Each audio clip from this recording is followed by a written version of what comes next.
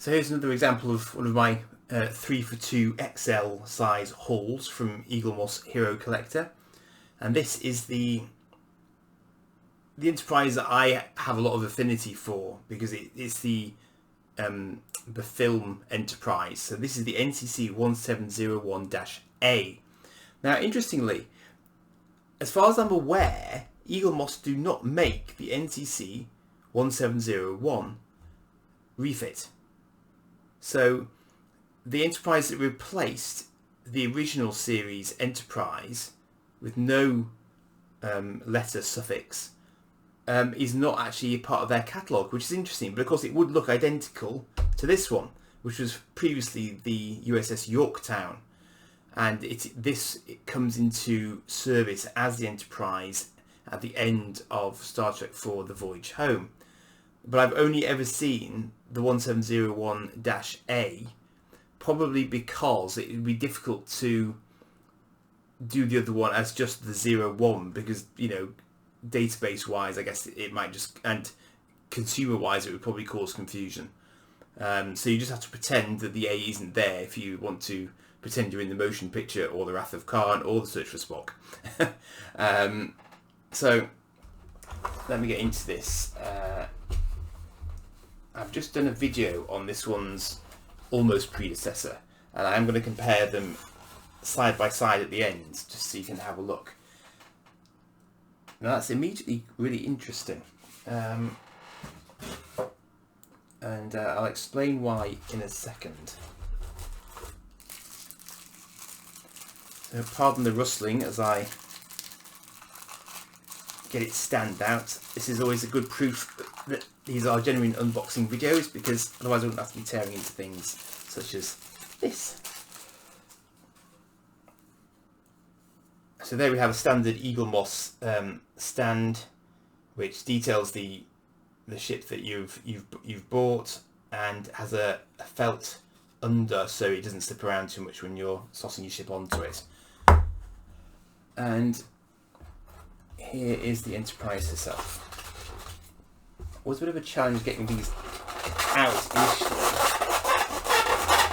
Ooh, squeaky chalkboard. Okay, so there she is. Constitution class, and that's very, very lovely. I'm just looking at the level of detailing on that, and that's gorgeous.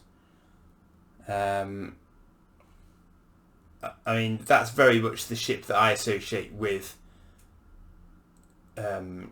my sort of... I mean, I saw reruns of the original series when I was little, and that's probably what got me interested in Star Trek to start with. But obviously, when I then went into the cinema to see it, this is what I saw, not the original series ship. And so those sort of big screen adventures, I think, are probably what stick with me a little bit more. Because then, of course, I became a sort of a Next Generation era kid, I guess, in my sort of more teenage years.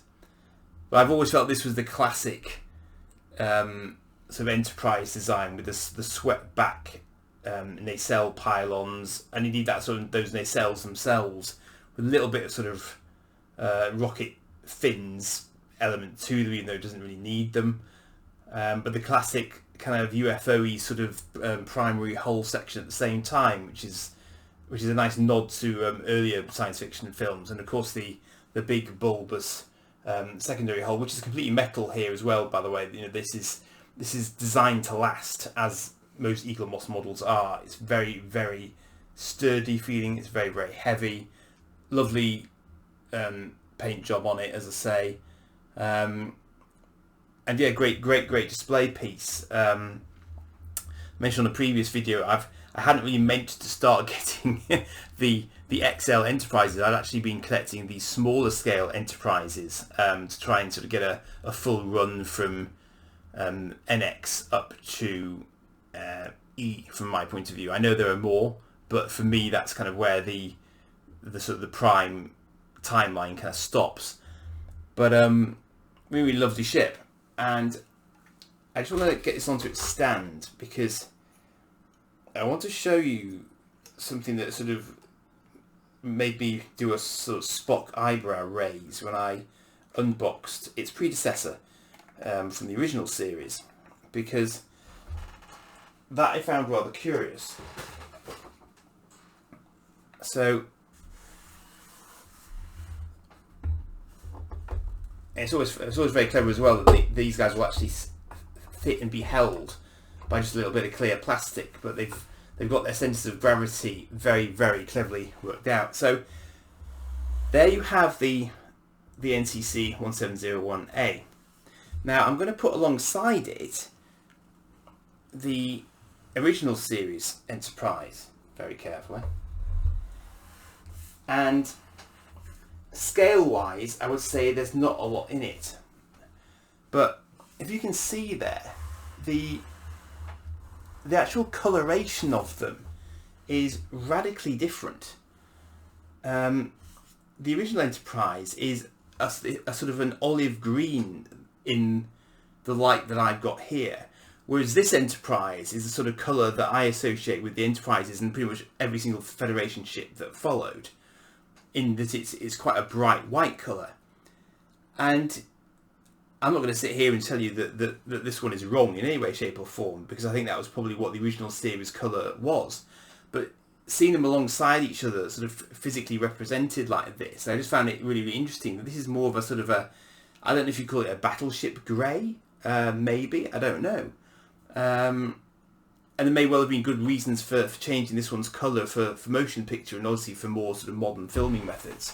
By way of comparison, that is the Stargazer from the Next Generation, and I would say that sits in the middle. That's actually more of a grey than the slightly whiter coloration on the 1701-A. So it's quite interesting that they've had these sort of subtle paint job differences over time. But you know, it just served to make them pop out at you more as being sort of different ships. So I mean, as you can see, my collection is building fairly significantly these days. But I always try and get these on offer because it's by far and away the best way to get them on average price. You know, you buy 3 and you get 1 free basically at certain times. It's well worth keeping an eye open for that offer because it does make them a damn sight cheaper per unit. So do try and do that if you can. If you're trying to really build up the collection, then it's worth doing that. So in theory, I'm really torn now because I've already got the USS Excelsior because I tend to use that as my sort of online tag quite a lot. So I felt obliged to get that as an example of a hero ship in XL size, and it's huge. It's really long, as you'd imagine, for an Excelsior class. But of course, the irony is that if I now get the Enterprise B, it's going to look nigh on identical to that one, only in XL size. But if I'm going to get all of these, I'm not sure I can justify skipping it. Also means I really ought to get the XL Reliant as well. Then I can recreate Star Trek 2 a little bit. Decisions. Well, anyway, on that note, I shall leave it there. But again, another really, really great example. Interesting to compare them side by side as well to see what they did and didn't change between the TV series and the films. And I'll leave you to decide whether or not you want to try and get them all in XL size or the considerably cheaper normal size. So thanks for watching. Do like and subscribe on the channel, and as I gradually add to my collection, I will try and continue to do little videos here on YouTube for you. Thanks very much. Bye.